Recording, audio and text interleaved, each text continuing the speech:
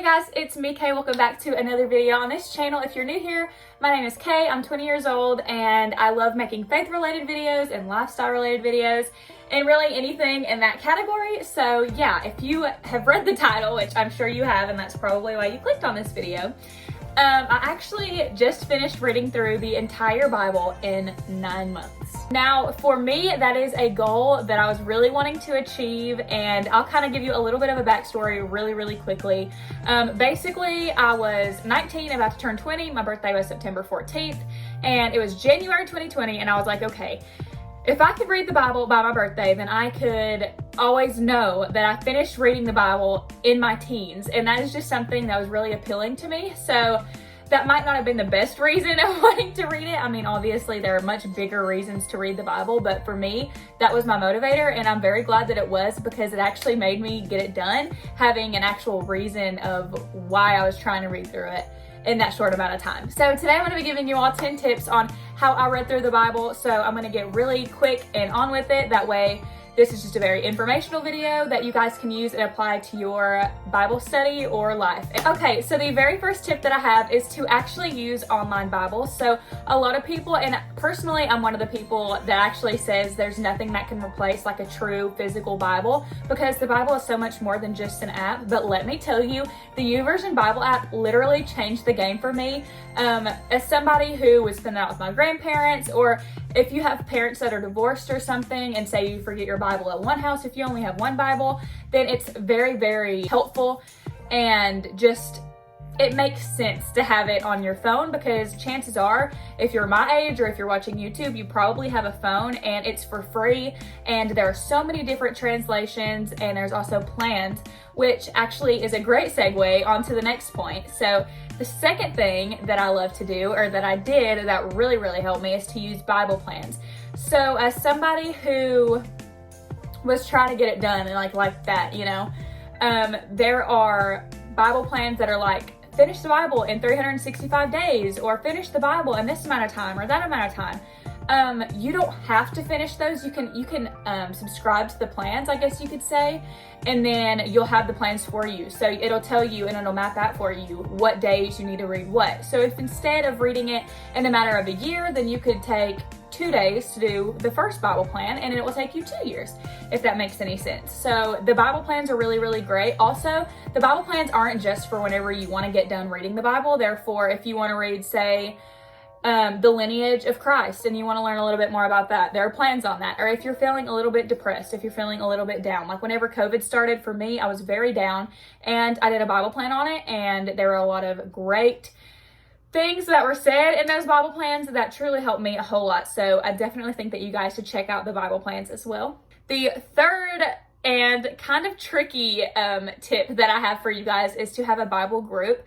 As someone who is very seldom in friendships, I don't mean that bad. I'm friends with a lot of people, but I don't have many people that would consider me as a best friend. They may consider me as a best friend, but I'm just very uncomfortable around a lot of people, because I've had a lot of friendships in the past that have kind of made me that way. It's not anybody else's fault. It's probably my fault for taking things too seriously or to heart too much. But personally, I'm just someone who prefers to have my life on kind of like, you know, I'd rather nobody know about it. I guess I'm kind of secretive. But having an accountability partner, it might not even be somebody that's actually in a Bible group with you. It may not even be a group. It may just be somebody that you're reading the Bible with. But having someone to keep you and hold you accountable. For example, for me, it was my boyfriend, Garen. We both decided that we wanted to read through the Bible. So I told him, I was like, okay, I'm going to read 5 chapters at least a day. And some days I even read up to 25 to 30 chapters a day, just trying to catch up or to get to the point where I wanted to be. And that's how I ended up actually getting done with the Bible in less than 9 months. Okay, so the next thing that I have here, which is the fourth thing, is plan and schedule and pace. So the plan and schedule and pace all goes into formulating kind of how much you need to read in a day. So for me, I wanted to get done reading in 9 months, because that would be whenever I was turning 20. So personally, I was like, okay, let me break this down. And I literally did all the math, and I was like, okay, if I read 5 chapters a day from this point, after I've read 25 or 30 or however many chapters I had read to kind of get to where I wanted to be, I was like, okay, now I only have to read 5 chapters a day, which is actually quite a bit for the Bible, but it was very worth it. And there are also some chapters in the Bible that are a lot smaller than others. For example, Psalm, they'll have a lot smaller chapters in comparison to, like, say, Matthew or Genesis. So that's definitely something that I would tell you guys. If you are looking to read the Bible, definitely, if you have a certain time period, especially like for me, wanting to get done by September, I was like, I have to get this much read in this amount of time or something like that. You know what I mean? So do whatever is best for you. But I also want to preface, and this is another point. So this is the fifth point. The fifth point that I have is to actually, again, this is a great segue, is to actually reread if you need to. There were a lot of times that I was like, okay, wait a minute, what did I just read? And completely forgot what I had read about. And I was like, man, like I just completely forgot everything that I had read about. But just rereading and kind of really getting it in your head, there were times I had to reread it. Like, you know what I mean? So it wasn't like something that was like a one and done deal as soon as I got done reading it. Yes, I had a plan to read 5 chapters a day, but if I had to reread one chapter however many times, then that's okay, because I set aside the time to do so, to be able to do so. You know what I mean? Okay, the next point that I have, which is the 6th point, and something that actually a lot of people kind of disagree with me on, especially around where I live. I'm from Tennessee, so a lot of people do not think the same way that I do, which is okay. It's fine. I mean, in our walk with God, it's a very personal thing, and I completely understand people disagreeing with me on this topic, but this is just something that I feel personally, if you're asking me. So I'm just going to tell you my opinion. I think you should read whatever version of the Bible that you best understand. For me, whenever I read through the YouVersion Bible app, which again is just an app, there are all kinds of free versions on there. And I was raised in a church that told me that King James was the only Bible that you need to read. But whenever I started reading NLT, I started understanding it a lot more, and I started understanding how I could apply it to my life a lot more. And to me, that was kind of like God saying, hey, it's okay if you need to use other versions of the Bible. It's not necessarily that they're changing what it says. It's that instead of word for word, they're translating it thought for thought. So be sure that you know why you're reading what you're reading, for sure, and be sure that you understand why it's okay for you to read it. But for me personally, reading through the first time, I'm so glad that I read not King James Version. I'm so glad that I read NLT, because it made so much more sense to me. And it was just something that I don't regret it. I'm so glad that I read NLT. And I've had a lot of people tell me in my comments, like, do not stray away from King James, because I do read King James now. But this is me telling you, it's okay to read whatever you best understand. As long as you're getting closer to God, then I think it's a great thing. And I think it's something that we should take advantage of. And so the fact that we do have NLT, I think is a blessing, because especially in today's society, it's really hard for people to try to get into the mindset where they're going to read King James, especially if you're not a Christian. I mean, why would you want to read this book that you don't believe in and that it's so hard to read? You know what I mean? And it's more than just a book, the Bible is, but if you're not Christian, then you won't see it that way. And I think it's important that if you are somebody who's just curious, or if you're somebody who's new to Christianity, just make sure that you read the version that you feel is best for you.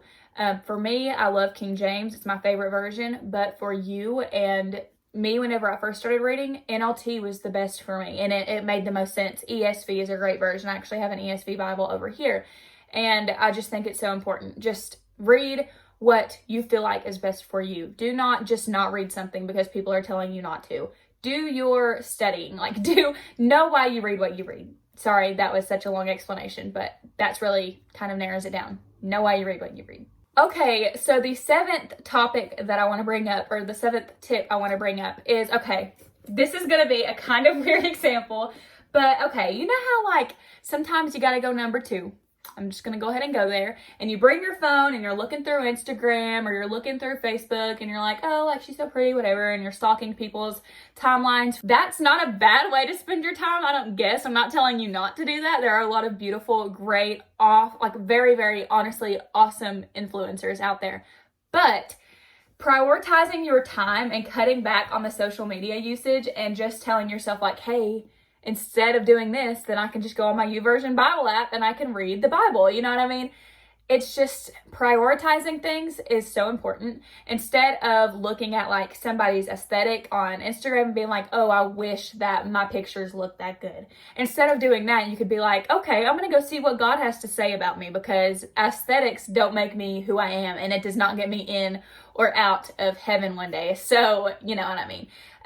So yeah, prioritize, be sure to cut down on social media if you need to. If it's something that you can maintain, fine. But personally, I am very for, if you need a break from social media, give yourself a break, girlfriend. It's not going to hurt anybody. It'll help you. Me, I actually just got back on Instagram from like a huge hiatus since the beginning, actually, of COVID. So all throughout COVID, I've not had any social medias except for YouTube and Facebook and Snapchat.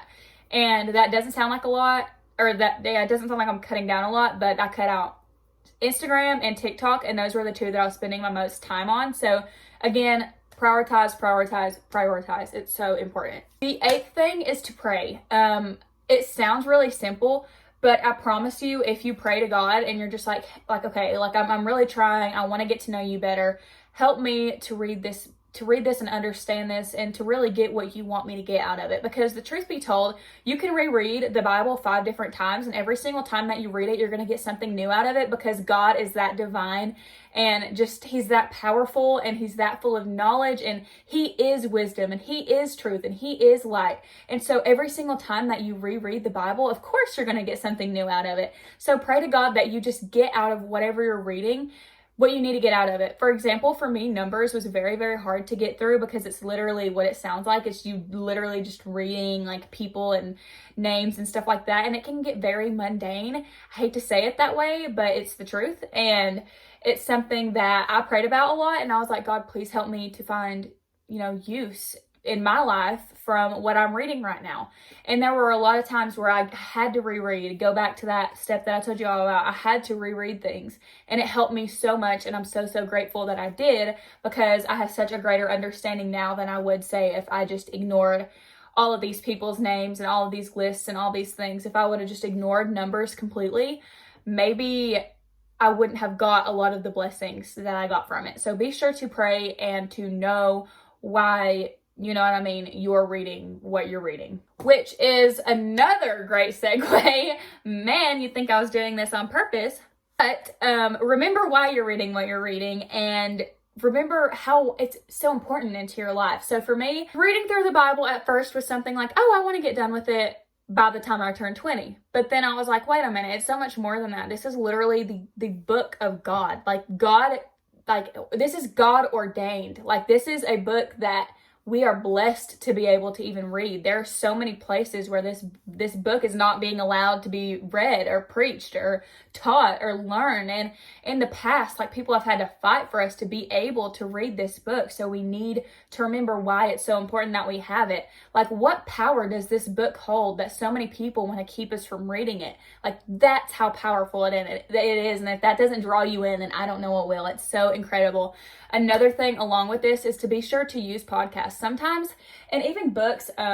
Heaven is for Real by Todd Burpo is something that was incredible for my walk with Christ.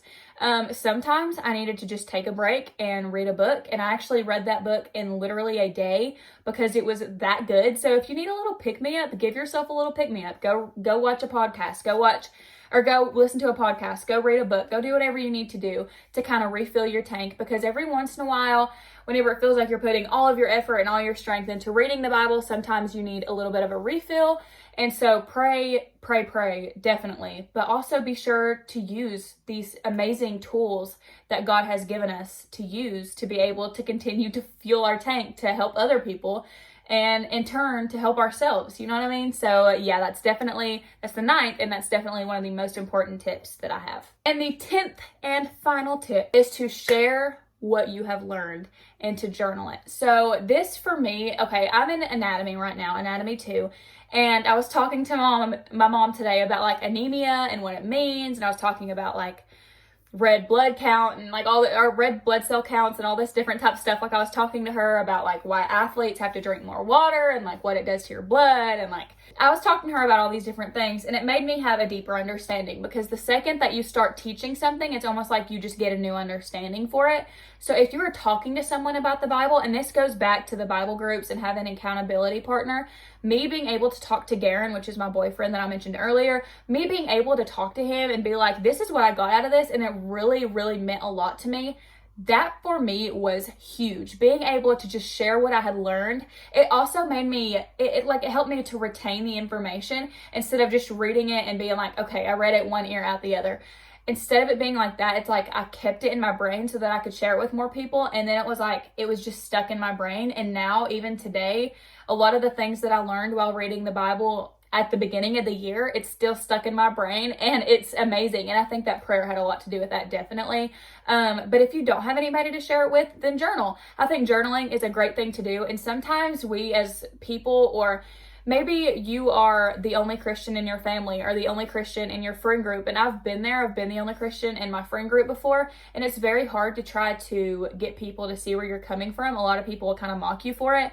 And while I do not think that that should determine whether or not we share our beliefs with people, I also don't want to be one of those people that pushes my belief on people and that makes people feel like you're not welcome if you don't believe what I believe. I never want that to be the vibe that comes across to people. So for me personally, being able to journal and being able to write down my thoughts and being able to write down what God has taught me and be able to look back on it later has helped me a lot. And honestly, being in church groups now, it's like I have so much stuff that I can talk to people about from then. And it's like I had these Bible journals, and now I'm loving having people that are younger than me that I'm kind of helping mentor a little bit. I guess you would say mentor. And I'm loving that. That's like it's one of the things I'm most passionate about in my life, is being able to mentor younger people, because I remember being there and feeling so alone. And so to have those journals that I can just give to people and be like, read this. This is what God told me. And if you're curious, then here, you can have this. And it's just such a blessing. Or maybe one day if you want to have kids, then that'd be an amazing thing to share with your kids. But yeah, that is all that I have for you guys today. That is my top 10 tips on reading the Bible. And if you guys want more, I could definitely give you some more. I had more that I was going to write down, but I was like, 10 is quite a number. So I figured I would just stick with that. But if you want like a part 2 to this video, then just let me know. If you have any questions, of course, comment them down below. I would love to help you guys in any way that I can. So just let me know and I'll be sure to try to help you all. Thank you so much for watching this video. It definitely means the world to me. Also, if you did not watch one of my last videos, I talked about this. I'm thinking about starting an Instagram just for this YouTube channel, which is a huge thing for me because like I talked about earlier, I actually was off of social media. So if you want me to make one, then just let me know and comment down below what you think the username should be. That would be super cool. But anyway, that's all for today's video. I love you guys. Thank you so much for stopping by and giving me the chance to talk to you all about this. It means the world to me, and God is just so good for even allowing me to have a YouTube. So thank you all for checking by and stopping by. And if you liked, be sure to give it a like. If you didn't, then constructive criticism, please don't be mean. But yeah, that's all for today's video. I love you all, and I'll see you all in the next one. Bye.